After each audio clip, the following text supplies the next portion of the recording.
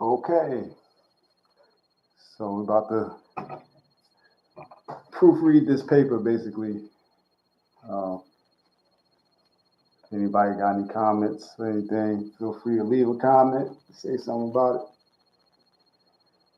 it, and see how this goes. Okay, so the title of this paper is Judging Beliefs Based on the Quality of Life of the Believers, an introduction to psychological advantageousness and the mental and emotional intrapsychic infrastructure. So basically, there's like two constructs that I'm adding into the world that I feel like I become aware of that already exist, but I'm just the one like shining a light on them, so we can talk about them and learn more about them. Um, the abstract reads: This paper introduces two new constructs: psychological advantageousness, which is abbreviated PA, and the mental and emotional intrapsychic infrastructure, which I abbreviated MEII, and which provide a basis of intersubjectively assessing beliefs based on their impact on quality of life. This empowers individuals to make informed decisions about which beliefs to adopt to improve quality of life. Psychological advantageousness refers to the differential value of the mental and emotional intrapsychic infrastructure and its components, such as beliefs, determined by the quality of life of the believer. The mental and emotional intrapsychic infrastructure refers to the scaffolding and algorithm of the internal world of the individual soul built out of its affect, cognitions, and experiences. By studying components of the me, such as individual beliefs and their relationships with quality of life outcomes, beliefs become intersubjectively questionable and are no longer above critique. Quality of life is broken down into dimensions of wellness to highlight the various potential combinations of mental and emotional intrapsychic infrastructure components and quality of life outcomes. Implications on education, therapy, motivation, and self-help literature are included. This is very wordy, but it's an academic um, presentation.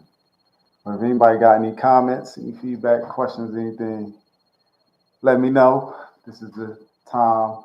I definitely answer what I can. But basically, the short of what the paper is about is basically what I'm looking at is like, say I believe God exists. I'm basically trying to see like how beneficial is it for me to believe that. Like that kind of sums it all up. And then for any given person, you may have hundreds of beliefs. Like you might believe God exists. You might believe one plus one is two. You might believe you have a list of them. So it's not only like how one individual belief affects your life, but like how does that belief combine with others? Like, because sometimes we have two beliefs that compete with each other, so there's a lot of hairs to kind of part. Um, okay, this is how the paper starts off. It says psychology etymologically refers to the study of the soul. In the current paper, psychological refers to of or relating to the study of the soul. One way to study souls is through their actions, experiences, and words. These indicators stem from the thoughts and feelings experienced, expressed, and perceived by the individual. So my premise in starting all of this is that souls exist. It's not even an arguable point.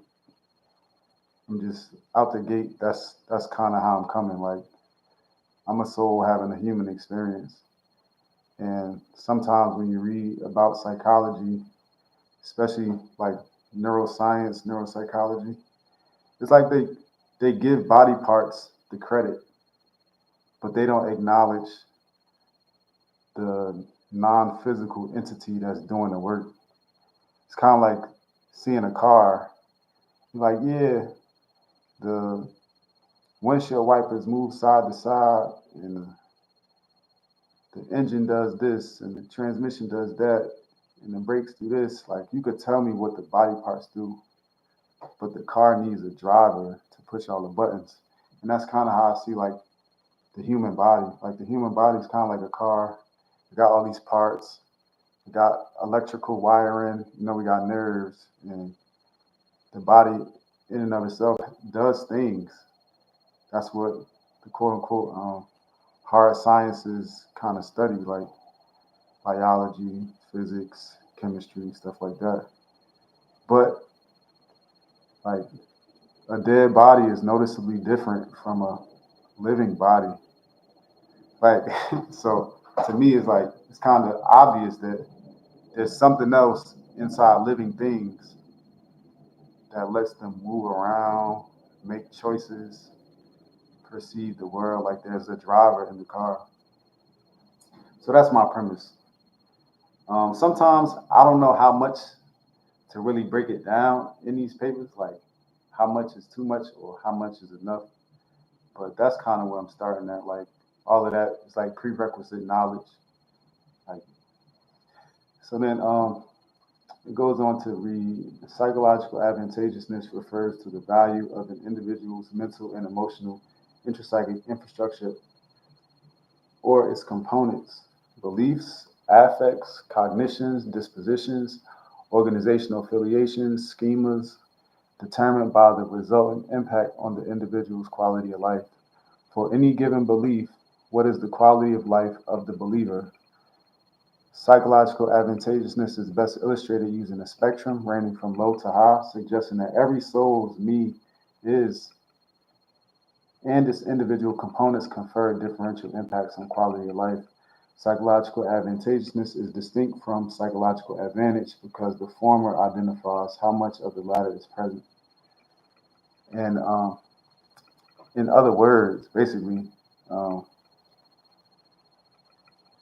it's kind of summed up in that question in the middle, like, for any given belief, what's the quality of life of the believer?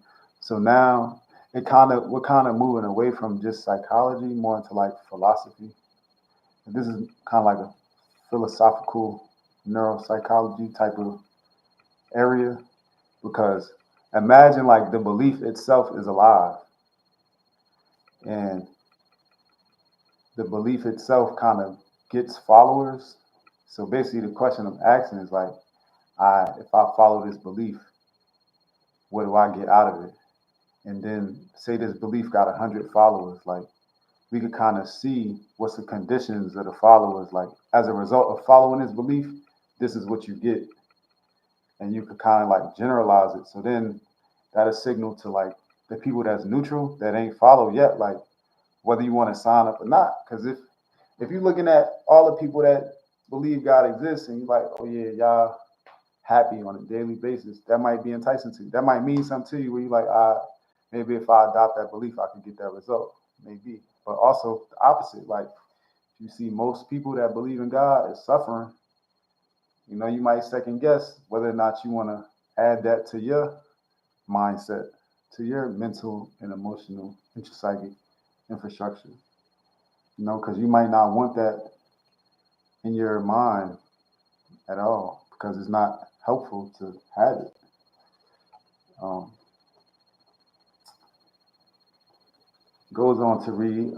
Next section is about advantage, advantageous, and advantageousness. This is just like definitions because I was encouraged to like further delineate between the three.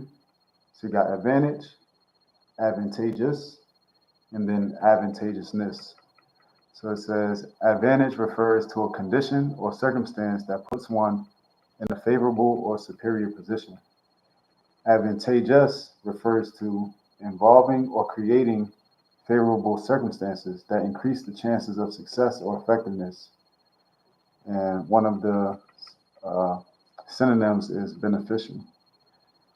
According to Encyclopedia Britannica, the suffix ness, N-E-S-S, refers to a state, condition, or quality, and is used with an adjective to say something about its state, condition, or quality of being that adjective. In other words, adding the suffix ness to to a, it should be an adjective.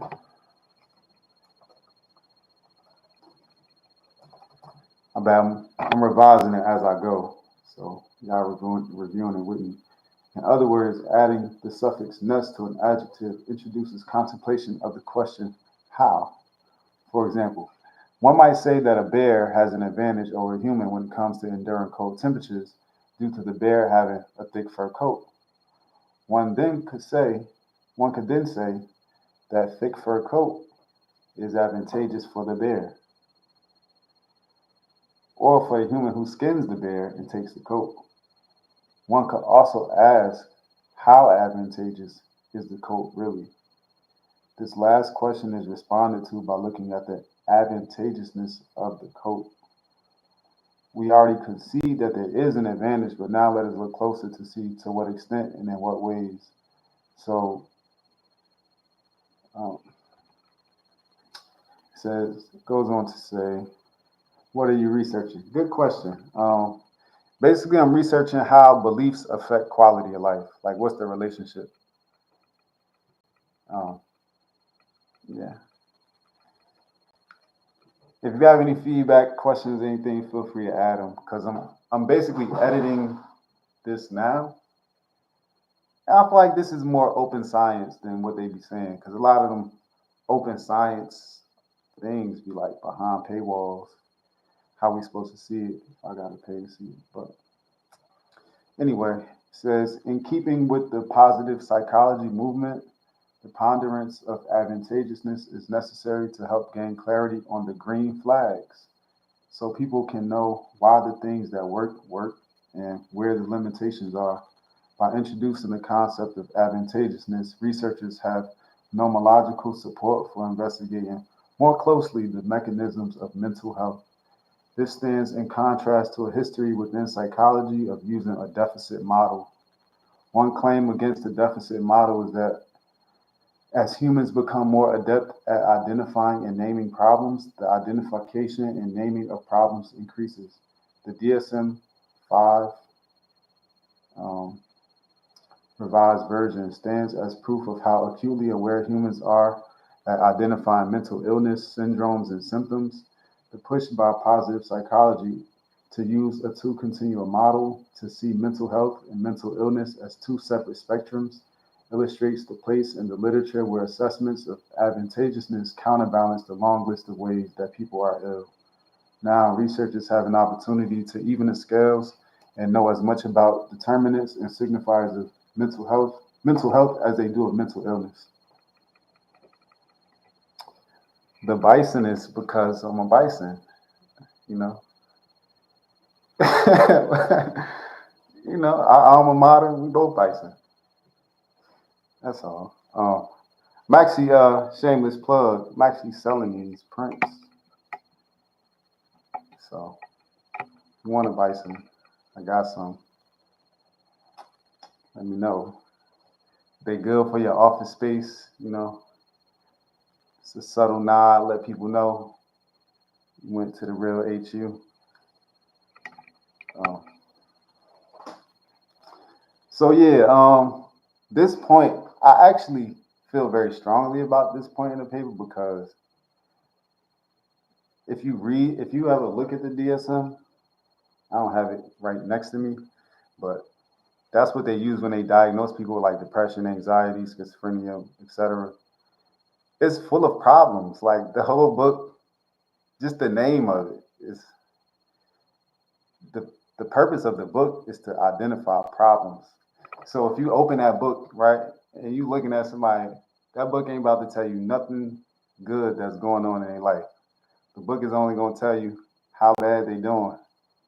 So I'm not saying we don't need it. I'm saying we need a counterbalance. And that's where the positive psychology comes in. Like, all right, cool. You already told me I can't concentrate. I'm sad most of the time. I can't sleep. I'm irritable. Like you told me all these bad things about myself, but at the same time, all that's going on, you know, I might have strengths, you know, I might have some good stuff going on in my life that's not captured in that book. So that's the point of using a two continuum model because mental health and mental illness not opposites. And sometimes I know, like in just everyday language, people say mental health when they mean mental illness because it's like they're treated interchangeable, but they're like two different things. Like health and illness, two different things. And based on this, they saying like the absence of health is not the presence of illness. You can actually be ill and healthy at the same time in different ways. So that being said, the next part is about the mental and emotional intrapsychic infrastructure, which is abbreviated MEII, and I pronounce it me. I also think it's because of the environment too. It's hard to hear. Right, talk about it. Like that's exactly. America is a sick place. Like this is the same country. Like they sell weed freely now, but it's people still locked up for weed. Like, come on now. We live in a sick country, so if people are sick, it's kind of like above them at the same time. Like it's like, all right, cool. Like a lot of times when I look at what's going on in society, I'm not really upset. Like it's a spectrum from mental health to mental illness. Yeah, so this is saying that they're two separate spectrums. Like some people put them on one, right? So like you move from mental illness, you go towards mental health necessarily. But if you split them, you really just got low and high on both. So the one I'm using is it's two separate ones. Like exactly, exactly, because it makes the cheddar. It pays the bills. Like healthy people not about to support capitalism the same way sick people do. Yeah, it's just a lot. It's a lot. This country was built on like enslaving people. Like from Jump Street, it's already been sick, and that never really got addressed. It just transformed into all these different things. Like American history will show you, and current events. Like look on the news every day. We see it over and over again. So yeah, I'm not surprised anybody has any mental illness or challenges mentally because the environment, like you said. The mental and emotional intrapsychic infrastructure refers to the. I gotta change this part. Um,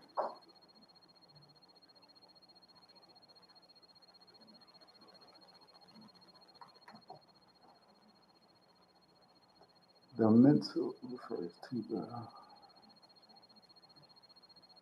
Okay, the mental and emotional intrapsychic infrastructure refers to the scaffolding and algorithm of the internal world of the individual, consisting of affect, cognitions, images, memories, meanings, thoughts, feelings. Why am I confused? Oh, meanings, etc. Thoughts and feelings combine to form beliefs. There are different types of beliefs, such as core and periphery. The main difference between the types are how closely the individual holds on to them and how strongly convicted the individual is in defense of them. Core beliefs are appropriately named because people take attacks on these beliefs as personal attacks, arousing the same neurophysiological pathways as if one were physically attacked.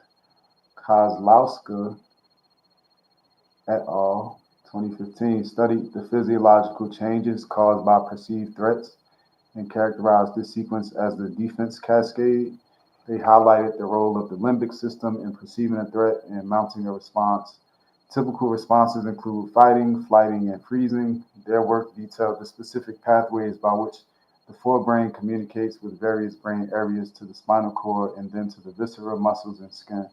Evidence of the connection between beliefs and the limbic system can be found in, I'm going to butcher this person's name, Sathyanarayana. Satyanarayana. Sathya, Angela McGee, and Charlotte McGain. Sathya Narayana. Between these two articles, literature supports the notion that an individual's beliefs being attacked counts as an arousing experience, which can elicit the same defense cascade as someone being physically attacked. Cheng et al. Supported the position that physical pain and social pain activate the same brain areas, such as the prefrontal cortex, cingulate cortex, and insula.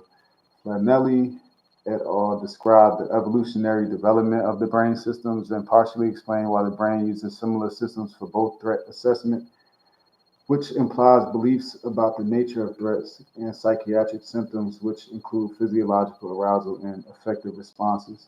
These researchers also point to the limbic system in facilitating the relationship between the perceived threat and the body's self-defense activation, i.e. the defense cascade. Using the image of a house to illustrate the me, core beliefs are the cornerstones. Periphery beliefs, on the other hand, are more easily let go. The challenge of periphery beliefs may not elicit the same defensiveness or self-preservation. For example, the belief that God exists may be a core belief, one for which an individual might defend wholeheartedly. In contrast, the belief that the Lakers will win the NBA championship, which they will, the game may be less defensible. This paper will lead researchers through a series of questions and answers, culminating in the suggestion that psychological advantageousness needs to be studied. This is a very important first step because this does not belong here.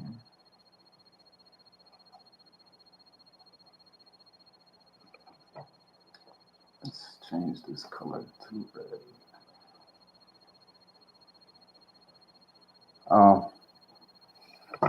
I don't know who's here and who's not, but if you're here, feel free to ask questions or share comments. I'm basically revising this paper about my research that I've been working on. Belief power. Okay, let us begin. First, do beliefs have power? Yes. According to Halligan and Mansell, beliefs have the power to impact illness, treatment, and recovery. The power is named as psychosocial influence. Consider the example of a kid who was taught to wash their hands after using the restroom compared to the child who is not. The child who adopts the belief may. Is that a big deal? If I say kid and child, they should both be child, right? Or they should both. I feel like they should be the same. But the child who adopts the belief may develop a protective conviction and automated discipline to impulsively wash his hands after using the restroom. Belief sparks, drives, and sustains behavior.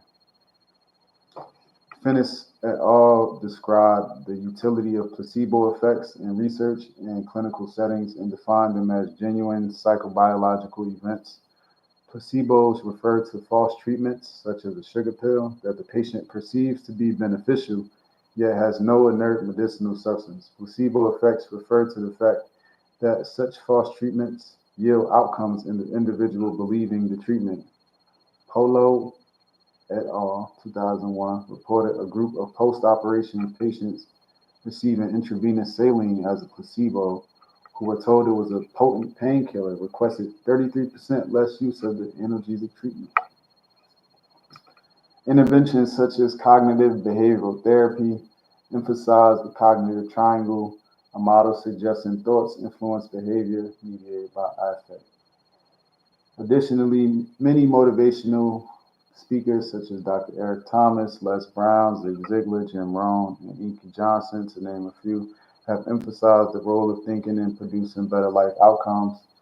Their recommendations overlap with the CBT literature in that they challenge individuals' thought patterns and self-belief, attesting to the power belief has on actions and results. Self-help books such as a Man Thinketh, The Power of Positive Thinking, A Practical Guide to Mastering the Problems of Everyday Living, and The Secret further speak to the power of beliefs on results. Even the layman's nomenclature includes a notion of psyching yourself out that points to the role that thoughts and beliefs can have in undermining one's performance. If thoughts and beliefs can be used in that way, what about psyching yourself in? The health belief model describes the impact of beliefs on health outcomes. According to Glanz, people engage in health behaviors based on their perception of their individual risk, the cost and benefits, the availability of resources, and perceived barriers that pale in comparison to perceived benefits. According to Glanz, among individuals who believed they were more susceptible to tuberculosis and that there were benefits from early detection, 82% had at least one voluntary chest x-ray. In contrast, only 21% of those who perceived lower personal susceptibility and benefits obtained x-rays. Put simply, beliefs impact actions and outcomes.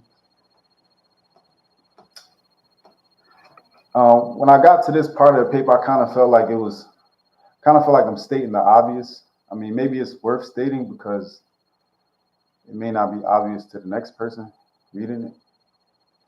But like, I don't think it's an arguable point that beliefs have power. But that's pretty much what all of that was about. Just finding other people that said things that support what we already know. Next part is wielding belief power. It goes on to say, beliefs are powerful. How can that power be wielded? How can one determine the differential power of individual beliefs, belief clusters, thoughts, emotions, and effective cognitive patterns? Beliefs, thoughts, and emotions are the substance of the mental and emotional intrapsychic infrastructure in individuals' internal world. Psychological advantageousness answers these questions by assessing the need based on the quality of life of the individual operating using the need. Put differently, individual thoughts, emotions, beliefs, schemas, memories, attitudes, dispositions, etc. are components of the need which can be assessed one by one to determine their respective impact on quality of life. In CBT, this is completed by identifying negative core beliefs, such as I am worthless, and analyzing what that belief produces when put into the cognitive triangle. In the course of clinical treatment, one might reveal this thought leads to feelings of sadness and low self-esteem, which leads to allowing oneself to be mistreated by others and feeling like one deserves such treatment. This causes a feedback loop and perpetuates the belief that one is worthless. Clinicians work with clients to challenge these negative core beliefs and replace them with positive core beliefs. Longmore and Worrell questioned the utility of this strategy, but validated as a common practice within the CBT framework. Persons, Marker, and Bailey attested to CBT's protocol to address cognitive distortions, which include irrational negative beliefs about oneself or one's abilities to alleviate affective symptoms.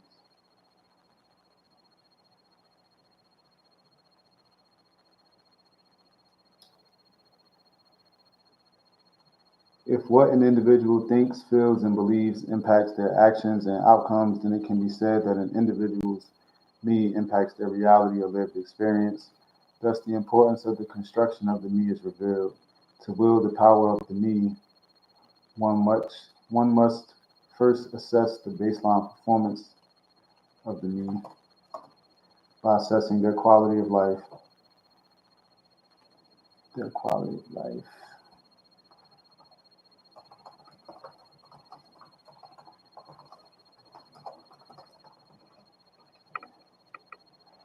Their quality of life resulting from their current beliefs, then choose better, higher quality of life outcome yielding beliefs. According to Karimi and Brazier, quality of life, maybe this should be separate. Maybe this should be a separate section.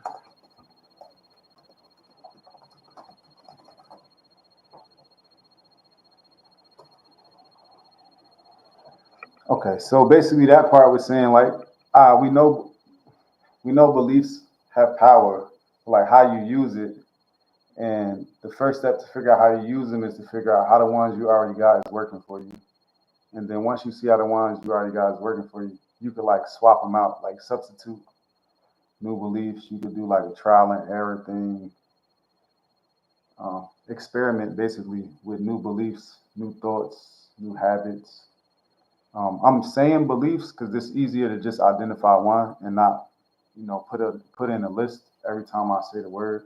But it could be schemas, it could be attitudes, it could be your disposition.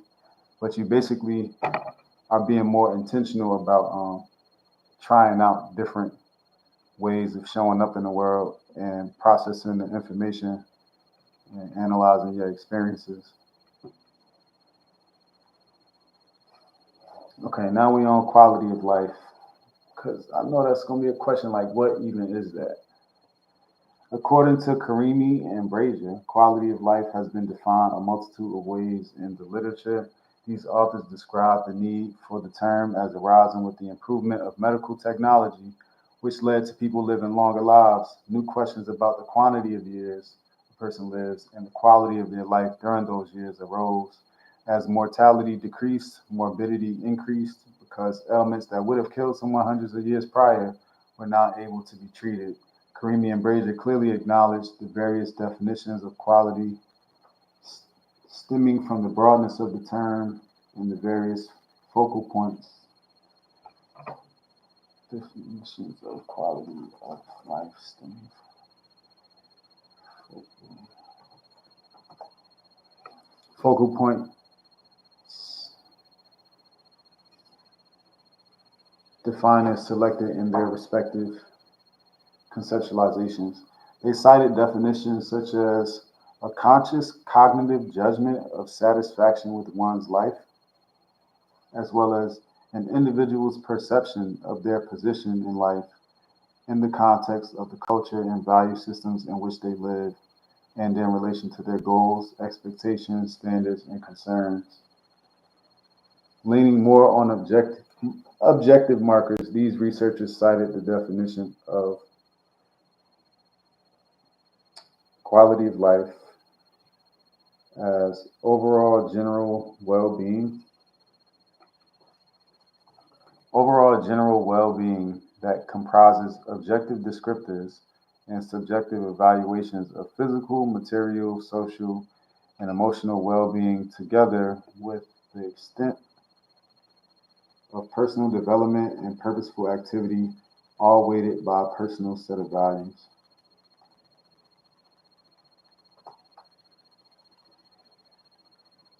Ferens identify and discuss 5 categories across which definitions of quality of life could be assessed to include normal life, happiness or satisfaction, achievement of personal goals, social utility, and natural capacity. Ferens noted that these categories were non-exhaustive, pointing to the possibility that others are considerable. For current purposes, quality of life refers to individuals' perception of their position in life in the context of the culture and value systems in which they live, and in relation to their goals, expectations, standards, and concerns. Stowen's outline of the 8 dimensions of wellness: physical, intellectual, emotional, social, spiritual, vocational, financial, and environmental, has been used in clinical settings and can be considered a closer look at quality of life, whose definition focuses on the individual's perception, and Stowen identifies the perceived domains of an individual's life. Within each domain, there are innumerable measures that can be employed, attesting to the breadth of quality of life. Assessments of depression, anxiety, heart rate variability, brain function, kidney function, cholesterol levels, job satisfaction, and social support, to name a few, are considerable candidates. Okay, what's my quick summary of that section? That section was just defining quality of life, and basically it's saying like there's a bunch of different researchers that have their own definitions. Sidebar, like, why they get to make up definitions, but then when I make up a definition, it's, oh, you need to cite such and such, such and such. Like, why do some researchers have the power to just introduce new ideas or introduce original ideas, and then other people, we got to kind of like do secondhand research, like, I can only say what this person said, or I got to tether what I say to what somebody else said. as if like as a researcher I can't have an original thought or I can't introduce something original that hasn't been said before.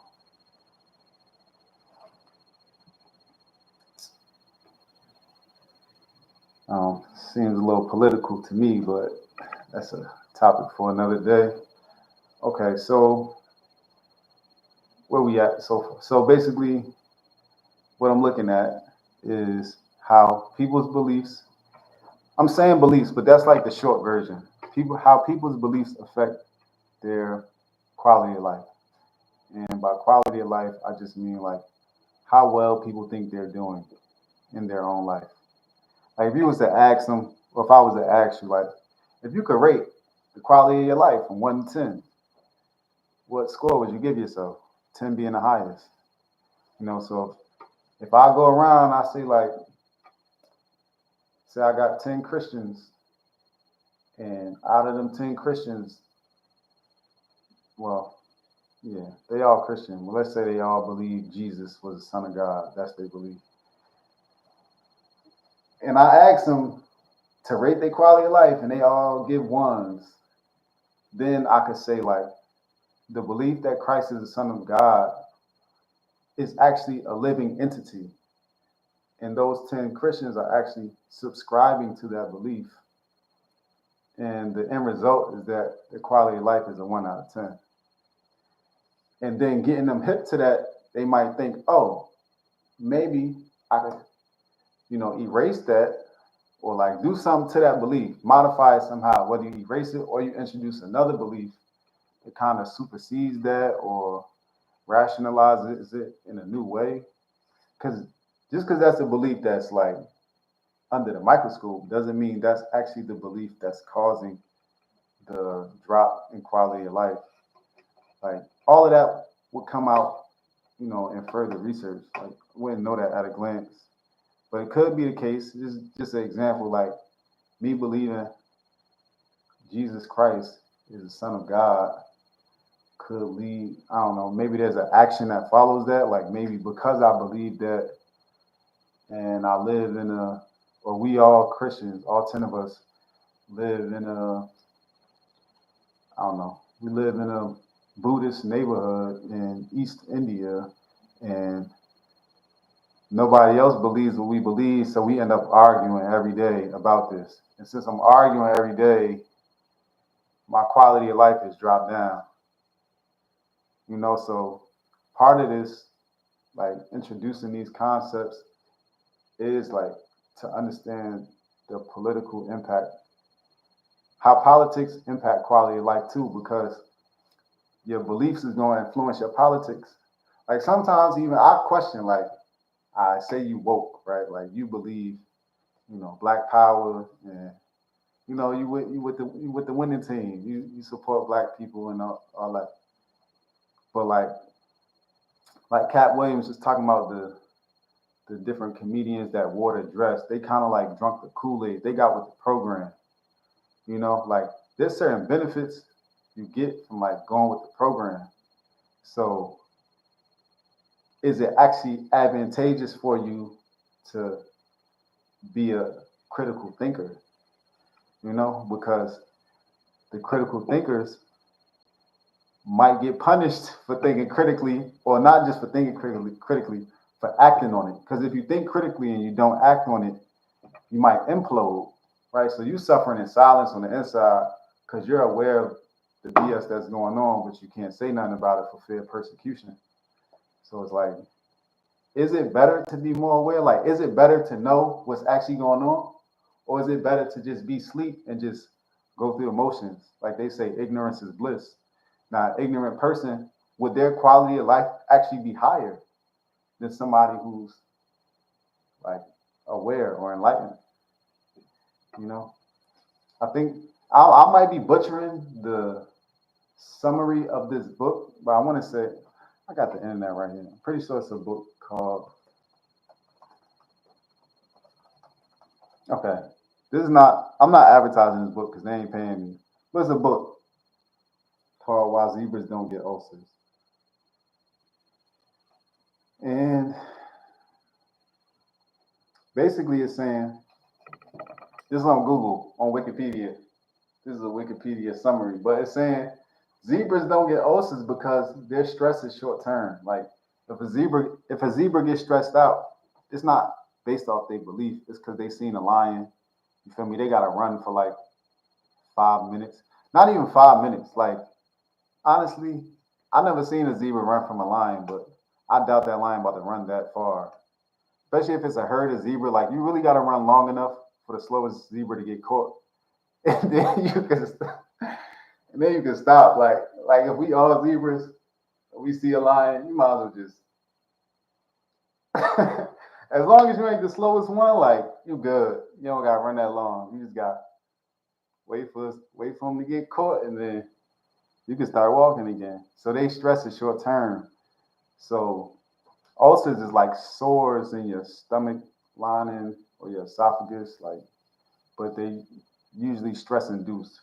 I mean, from to my knowledge, but feel free to do your own research on everything I'm saying. But that's my understanding. So the people that's getting ulcers are humans because humans have long-term stress. Like you worried about juggling all these different tasks that your job then gave you, and you got kids at home, and your kids not listening, and your relationship is what it is, and you're getting older, but you feel like you ain't doing enough yet. Like it'd be mental shit we be stressed about. Like other animals, because they're not aware of those things, they don't have to worry about those things. So would that mean their quality of life would be higher?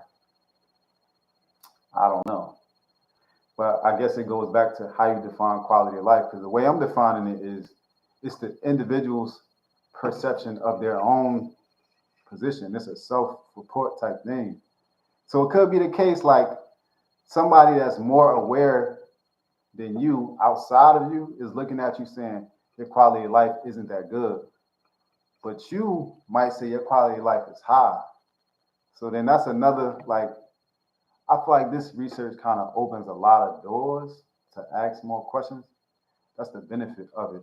And part of the reason for me, like even doing a live and sharing this like this is because they be trying to gatekeep academic journals and stuff like that. Like they be trying to block people out like you gotta look a certain way or say it a certain way or present it some type of way just for it to be valid. Like I don't like that. I don't like the gatekeeping. Like maybe it's good, maybe it's for a reason, but point being, like the person that's woke, are you? Is your quality of life better? Because if it is, more people would probably want to be woke. But if it's not, more people probably, won't want to be woke. And then even like you could take something like drugs, for example. Like if you fry all the time and you ask somebody that stay fried, like to rate their quality of life while they're fried, I don't know if they would. I guess it depends what they say, because you can be fried and still acknowledge, like, yeah, nah, I need to do better, or whatever the case is. So that might, I would be curious to see, like, what do people say? Um, okay, so then the next part is now that we got definitions of quality of life, now we got to figure out, like, how we going to measure it objectively, like scientifically. So underneath quality of life is the umbrella, right?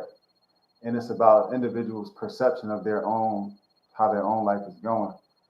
I split it up into 8 parts, like 8 areas of their life. So you got like your physical life, your social life, work life, your spiritual life. It's like your environmental life. It's different domains. So it goes on to say one domain of particular interest is the neuropsychological functioning subdomain that conceptually seems to overlap the physical and intellectual wellness domains. Stroop developed a test in which printed words were presented in an ink color other than the word itself, such as the word red printed in blue ink. He tasked participants to read the color of the word rather than the word itself and timed how long it took them to successfully complete the task in comparison to simply reading the words in black ink. As one might imagine, Reading time slowed when the word and color contrasted. The purpose of the experiment was to test people's abilities to inhibit old responses and replace them with new ones. But simply, his study tested whether an old dog can learn new tricks. He found that with practice, people could become better at inhibiting their previously learned tendency to read words as they are written and to replace it with saying the color of the text. This inhibitive and substitutive ability is one of the executive functions that humans are equipped with, and the Stroop test has been adapted as an. I need to edit quickly.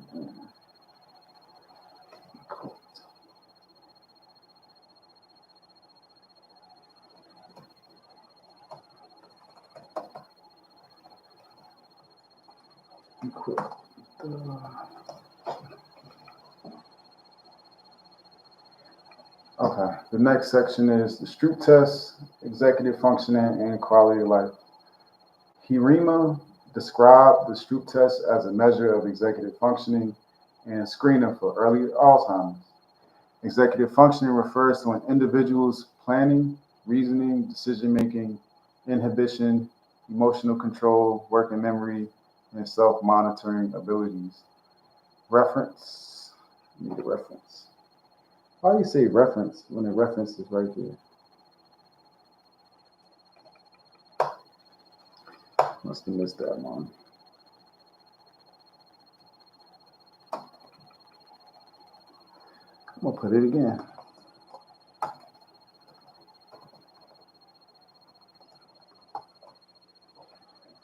The impairment of these functions, as Hirima describes, can indicate early signs of cognitive impairment leading to dementia, such as Alzheimer's. Dominguez Cardoso identified the Stroop test as a diagnostic tool as well, but for minimal hepatic encephalopathy in Mexican patients with cirrhosis. Clinch et al. Described the Stroop test as a measure of attention and conflict resolution, as well as a diagnostic test for Alzheimer's, Parkinson's, and Huntington's diseases.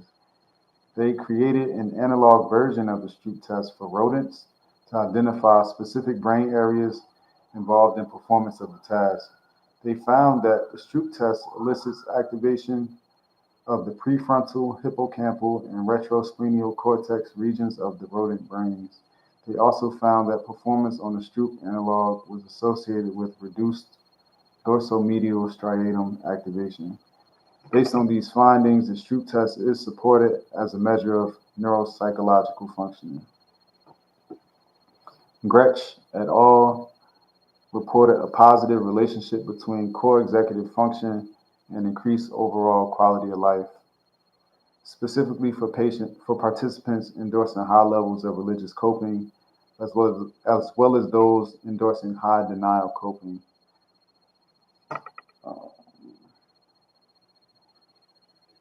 They also reported that total executive functioning was related to better mental health and overall quality of life. Since the Stroop test is a measure of executive functioning, and increased executive functioning is associated with increased quality of life, this study supports the use of the Stroop test as a quality of life measure and predictor. Orgodnik also used the Stroop test as a measure of executive functioning and found that inhibitor control, one aspect of executive functioning, was associated with higher cardiorespiratory fitness. Further studies are needed to test the reliability of these findings. Let me just move this up.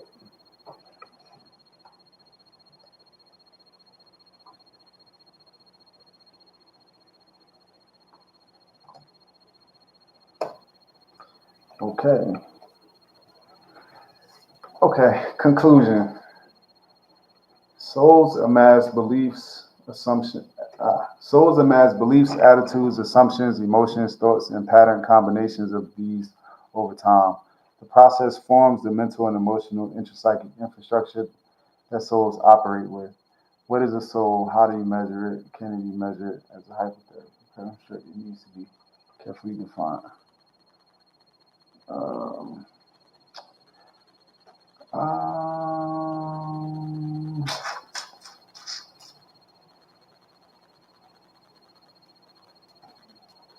gotta do that part.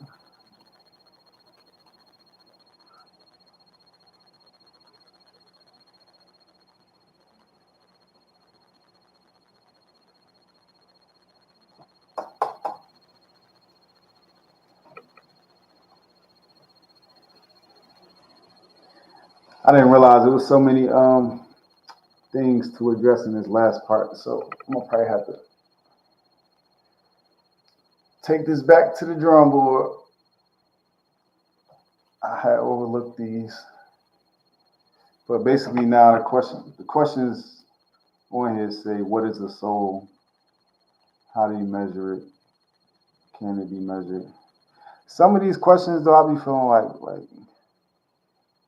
that's a whole separate paper. I feel like what is a soul could be a whole separate paper, you know? Like that's kind of outside the scope, but it's related though. But like that'd be another thing. Like when I guess I'll say we sometimes when you write a paper or something like that, and when people have more questions, they take it as a slight against the paper. But it's not actually a slight against the paper. It just means the paper did a good job at sparking new questions that you didn't have before you started reading it. That's what it's supposed to do. Like a paper is supposed to be generative. So the fact that you have additional questions just means you're interested in the topic enough that you want to know more.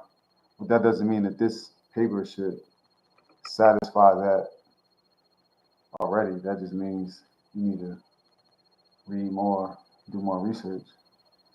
Like this paper can't be Walmart, you know? That'd be my fight. Like, yeah, I can sit here and put something in a definition of a soul, and then I already know it's gonna be who said it first. Who else said that a soul is what you said it is, and put their name next to it and yours, like tether your definition to theirs. That's my gripe with academia, but basically, I need to answer those questions, and then I went on to write the MEII impacts the outcomes the soul receives. The MEII's components have differential influence on the outcomes each soul manifests and experiences through processes and practices of maturation, introspection, therapy, and spirituality. A soul may become aware of their MEII and its components.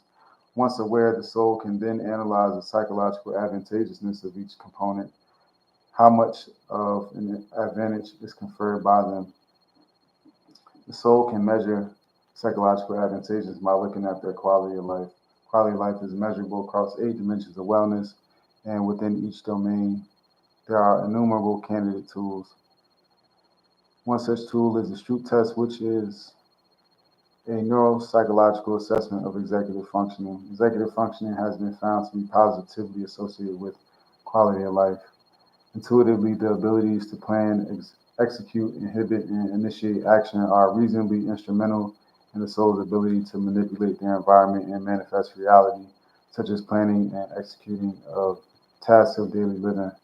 Souls can analyze the relationship between their me as a whole and their quality of life by assessing the PA of each individual component of the me, such as specific core beliefs. For example, someone may assess their relationship between their me and their marriage satisfaction by looking at the core belief, men should only work outside the house. Impacts, looking at how the core belief, men should only work outside the house, impacts as believers generally and themselves in particular. If there were a publication of the psychological advantageousness of beliefs, people people such as the husband in this example could become more intentional about adopting beliefs. Put this way, psychological advantageousness is revealed as a potential metric representing general trends in believers' quality of life. It is a description of the belief's average impact apart from the believer, so believers know whether to subscribe to believing it. If the husband If the husband in this example sees that out of all men believing men should only work outside the house, only 30% report high marriage satisfaction. And out of all men believing men should work both inside and outside the house, 85% report high marriage satisfaction. Then the husband can make an informed decision about which belief to add to his need. The example highlights the utility of the construct of psychological advantageousness. It is a metric that can be attached to beliefs, schemas, organizational affiliations, alma maters, etc., to inform neutral souls about the effects these beliefs, etc., tend to have on their subscribers. By adding this construct into science, we remove the installation of beliefs as being above reproach and can objectively at best and intersubjectively at least evaluate, analyze, and edify them in our own means.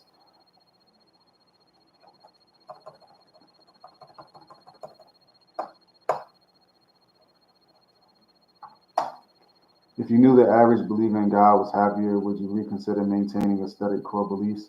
If you had a resource to reference annually that described the top 100 beliefs based on quality of life outcomes of the believers, would you see value in that?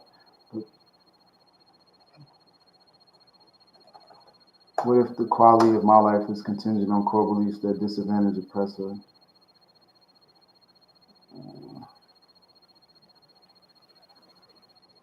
This is not my question.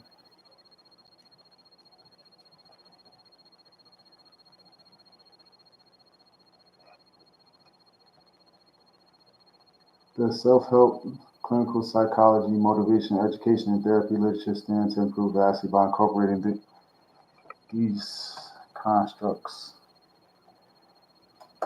Because it empowers one to analyze information in a novel way. So that's pretty much it. That's the paper. That's my research. This is what I be thinking about every day. I gotta add this part about what is a soul? How do you measure it? Can it be measured? I'm not even going to answer some of these questions because they outside the scope of what this paper is about. What is a soul? I can answer that. But how relevant is how you measure a soul? Who even said, like, that's a loaded question because who said a soul could be measured? Who's trying to measure it? Why would you measure it? But, like, that is a tangent.